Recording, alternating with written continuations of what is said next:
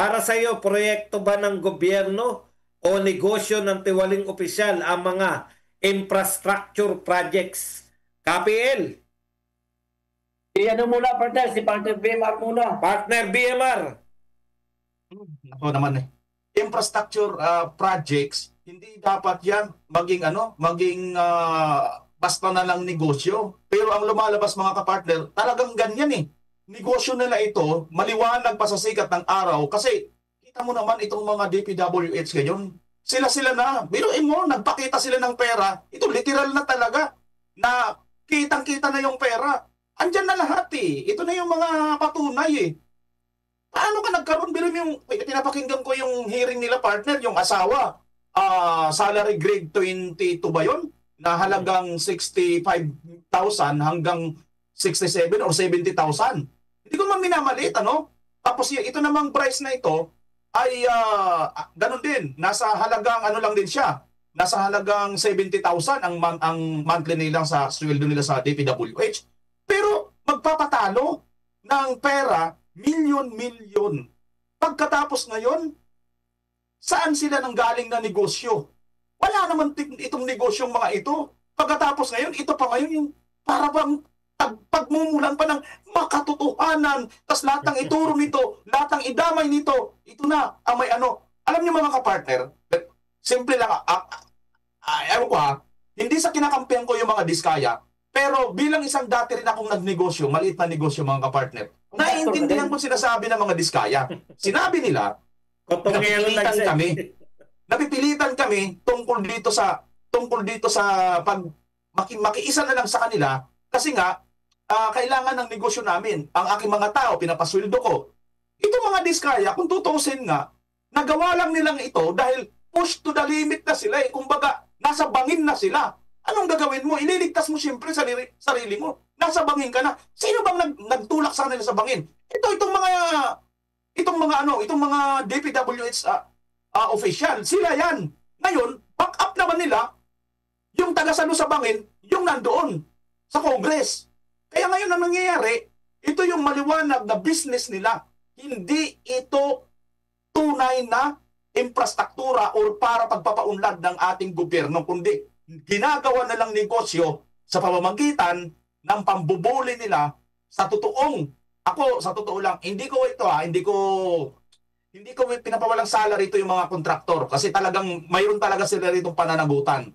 Pero kung pag-uusapan nga natin tungkol nga rin, kaya nakakagigil mga kapartner, yung bang ayaw, imbis na ang gawing star witness or pinaka-witness talaga itong mga kontraktor, ang kukunin itong Bryce na ito, na itong nagwaldas na ito ng pera, nagpatalo ng pera, hindi niya mapaliwanag kung saan niya kinuha yung pera na napakaraming perang pinatalo niya sa kasino.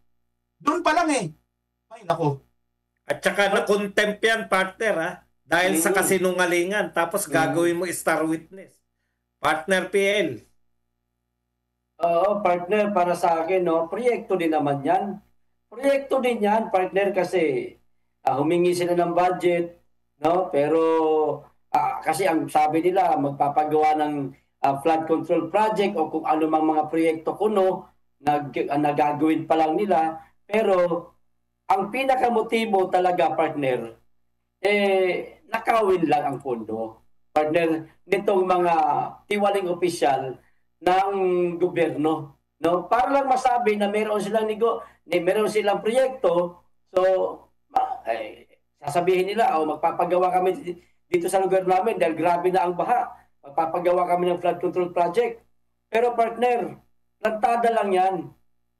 Para lang masabing meron silang ginagawa. Pero ampaw ang proyektong gagawin nila kasi nga, partner, mas tanaig yung motibo nilang magnakaw sa kaban ng bayan. Kaya dapat lang talaga, partner, na tapusin na ang malalang korupsyon na nangyayari sa ating bansa.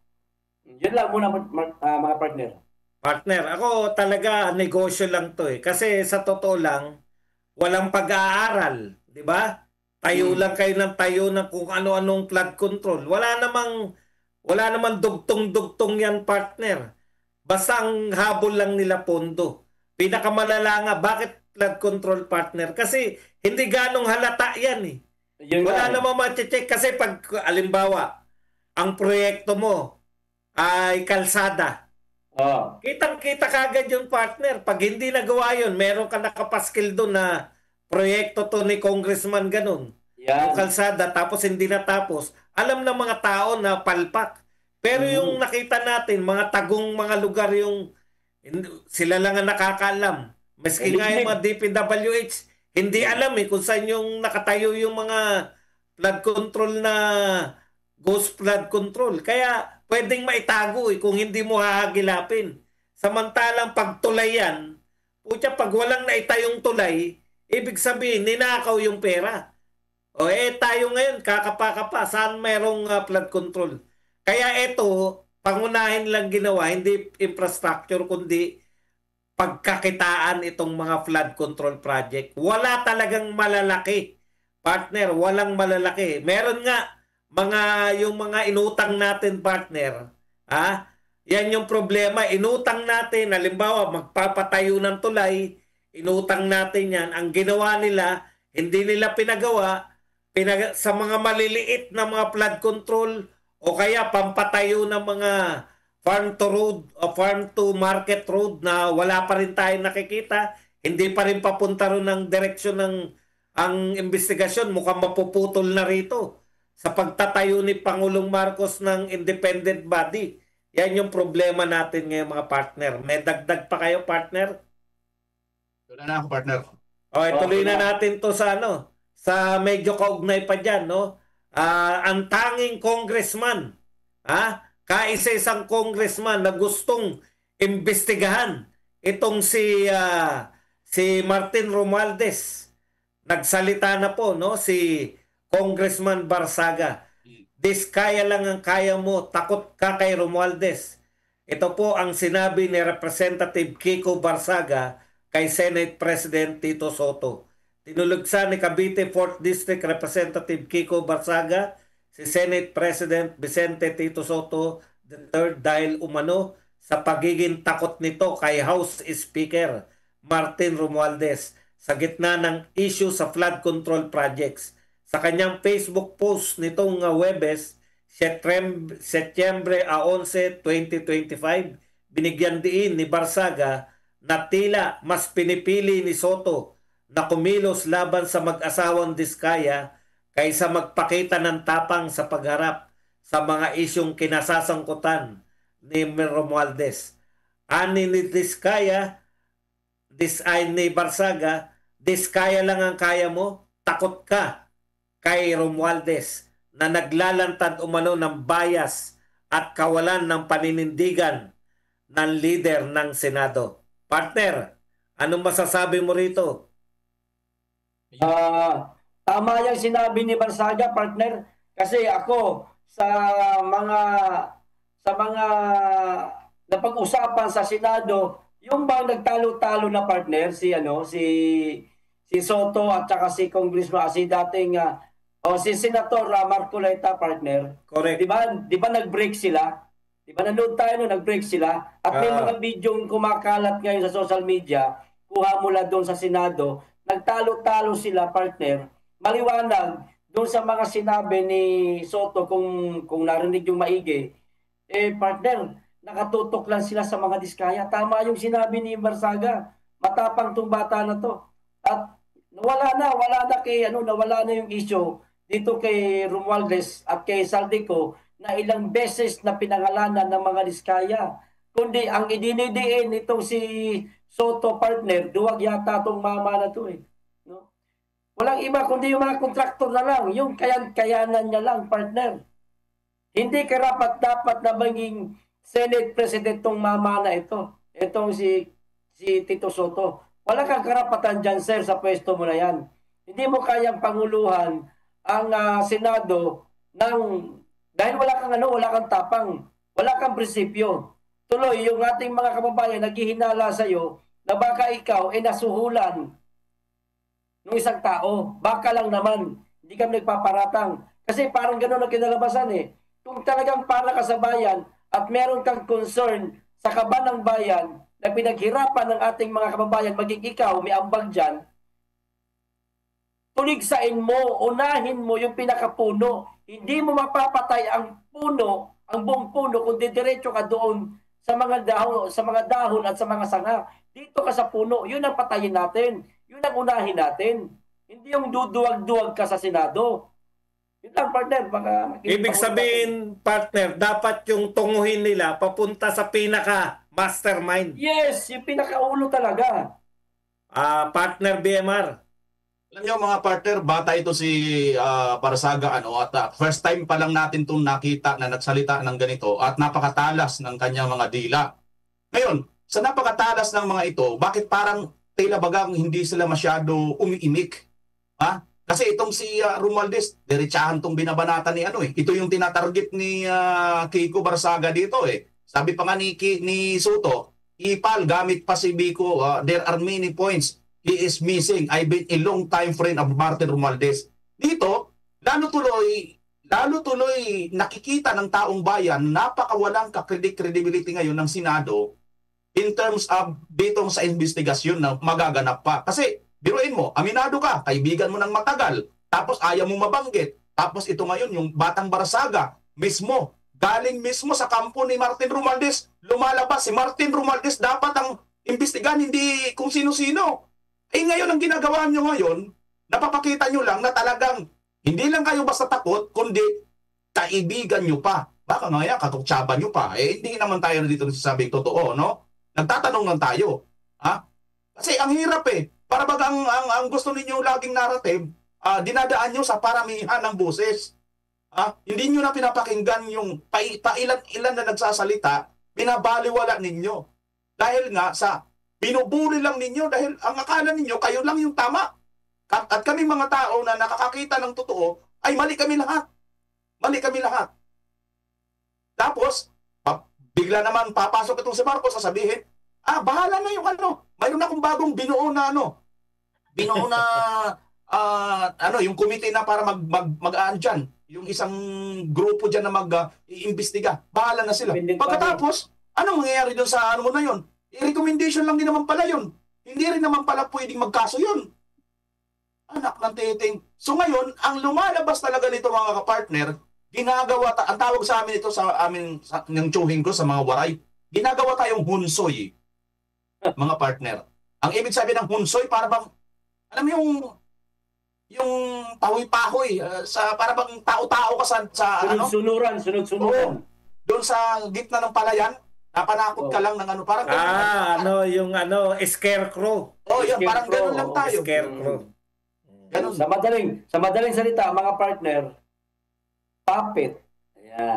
Ayan, puppet. Alam mo partner, papakilala ko lang to si Kiko Barsaga, partner.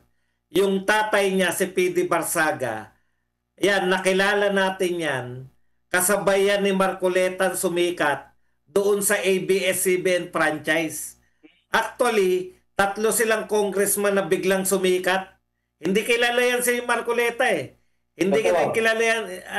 Nakakakilala sa kanila yung mga constituents nila. Lalo na yung si Barsaga, kilala sa Cavite. At isa pa, partner, yung pangatlo si Boying Remulla. Ang gagaling nila, partner. Talagang nadurog nila yung ABS-CBN. Yung 3 na yan. Pero pangunahin si Marcoleta, dyan sumikat Eto kasama niya, partner, si PD Barsaga. Ayan yung tatay nito. Kaya yumaon na So sana proud na proud yung tatay mo sa'yo. Napakausay. Partner? Yung kalbo. Yung kalbo, yung tsuhin ni Nino Barsaga. Yung high blood lagi dun sa ABS-CBN. Mahusay. Mahusay talaga. Okay. May ina pa, partner. May kapiraso na lang. May banat pa siya dito na nung panahon daw nung tatay niya, ang Dasmariñas hindi binabaha. Nung namatay yung kanyang tatay, nag-caretaker itong si Martin Romualdez at yun na, binabaha na ang Dasmariñas. Pakipaliwanag mo nga ito, Martin.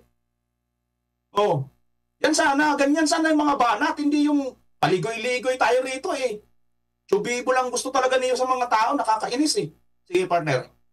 Ito nga, sabi niya nga, why only Romualdez? Kasi ang gusto niyang imbestigahan si Romualdez, di ba? because he is the most powerful man in our country. If we can bring justice upon him, then any politician is fair game. Ang ibig sabihin ni Barsaga, eto ng pinaka-powerful ang imbestigahan natin dahil sa kanya naman talaga patungo. Etong mga to, full guy lang lahat yan. Bagamat totoo naman, no, ang ginagawa nila Lacson at Nate Soto ngayon, dito na lang tayo maliitan, damihan na lang natin.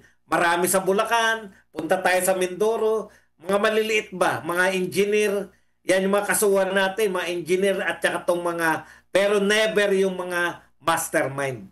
Actually, partner, ano lang kita ng konti, no? Malaki talaga ang papel ng Blue Ribbon Committee. Yung sinasabi natin na nagre-recommend lang sila. Ang recommendation nila, partner, ano yan? Recommendation para ka makulong. Recommendation para makasuhan. Dahil naipon na nila yung mga ebidensya. Partner, totoo naman yun na wala silang kakayahan. Pero kung si Marcoleta sana nagtuloy. Partner, yung tinutukoy ko yung binubuo ni BBM. Oh, yung binubuo ni BBM. Hindi yung yung Blue Ribbon. Hindi. Yan nga. Kung ang Blue Ribbon nga, partner, kung hindi nila inalis kay Marcoleta, baliwala na yun eh. Kasi mas matutuklasan ng Blue Ribbon yung pinakaugat. Doon na patungo talaga, partner. Maniwala kayo sa akin. Kasi yung sinasabi nila walang ebidensya si Diskaya, ebidensya po yung testimonial. Ang kinakailangan mo lang doon, i-corroborate mo lang. Ano ibig sabihin nun, partner? Isa lang doon sa sinabi. May kumanta lang doon. Ang sinasabi kasi ni Lacson, dapat daw magtapat ng totoo yung hindi kalahati, hindi 1/4, kundi buo. Putya, parang gusto niya sa kanya lang magtapat eh. Alam mo, kahit ang sinungaling, kung magagaling ang senador, mapapalabas nila na nagsisinungaling. Kaya kung gusto mag-testify, huwag mong awatin. Sinasabi sa kanya, maraming gusto mag-testify sa kanya, pero inaawat niya. Dahil lang sa sinasabi niya, dapat buo ka kung magte-testify. Ayaw ko ng kalahati, ayaw ko ng 1/4. Hayaan mo yung mga senador. Kasi kung magsisinungaling yan, mahuhuli nila yan. Pero may masasabi yan kasi ang gusto niya lang iligtas yung sarili niya, di ba? Nag-volunteer na nga, ayaw. Kaya ito ang mangyayari dito, hanggang Bulacan lang tayo, partner. Tandaan niyo yan. Tapos pag naitayo na tong sinasabi mong independent body, ipapasa na lang nila lahat. Bubuwagin na natin to. Samantalang si Marcoleta, partner, simula pa lang yung flood control. Isusunod niya pa yung ibang katiwalian. Katulad ng mga ayuda. Katulad ng mga pinaglilipat na pondo. Sa tingin niyo ba, iimbestigahan pa yan ni Lacson? Malabo, partner. Partner, baka meron pa kayo. Ito ka partner yung dulong sinabi ni Barsaga dito. If we can bring justice upon him, then any politician is fair game. Correct. Ibig sabihin mga partner, kung hindi natin masiserve ang tamang hustisya dito kay Martin, yung lahat ng mga politician ay wala pong credibility. Yun ang ibig sabihin malamang nito. Hindi po patas kung hindi nyo kakayanin itong si Martin para ibigay talaga yung tamang hustisya dito, para ipakita sa taong bayan, ibig sabihin lang yan, kahit senador ka pa, kahit congressman ka pa, walang credibility kung hindi mo kakayanin si Martin. Kaya pala mga kapartner, ito yung talagang target niya. Kasi may point talaga siya. Tama nga naman, kahit saang anggulo tingnan natin mga kapartner, yan talagang lalabas. Pasintabi sa mga katulad kay partner, lukuhan na lang. Lukuhan lang talaga ito. Yun lang, partner. Kaya, partner, sa susunod na mga hearing ng gagawin ng Blue Ribbon Committee, hindi nakapanipaniwala yan, partner. Uusigin na lang silang ng taong nakasubaybay sa kanila. Kasi wala na halos pinatutunguhan itong investigasyon nila sa Blue Ribbon Committee. Hindi na maniniwala ang tao sa Blue Ribbon Committee hanggat hindi si Rodante Marcoleta ang magiging chairman. Ipapasa nila sa iba, magkakatropa yung mga yan, partner. Sabihin na itong isa na taga school bukol. Na simplihan mo lang, gawin mo lang sabaw ang investigasyon para kalaunan ikalimutan ng tao. So, isa lang ang masasabi ko, partner. Wala nang kwenta yan, kaya dapat na talaga lumabas na ang tao. Alam mo, Yan na talaga ang pag-asa natin, partner.